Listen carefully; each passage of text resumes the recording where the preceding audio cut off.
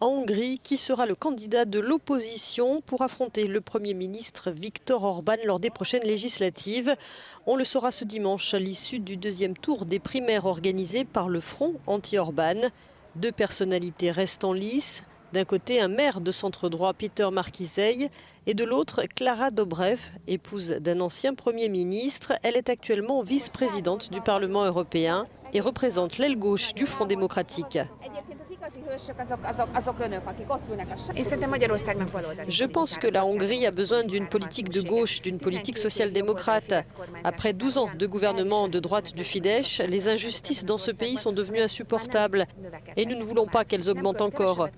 Nous dépensons moins que la moyenne européenne pour la santé, l'éducation, les retraites, les mesures sociales et beaucoup plus pour l'argent de la corruption qui est déguisé en développement économique.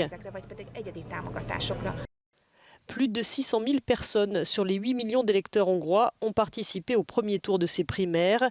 Et cette dernière a créé la surprise en recueillant près de 35% des voix. L'autre finaliste s'est illustré en devenant maire d'une ville de 40 000 habitants qui était un ancien bastion du Fidesz, le parti au pouvoir. Considéré comme un conservateur modéré, ce fervent catholique, père de 7 enfants, a réussi à fédérer un front commun de plusieurs partis.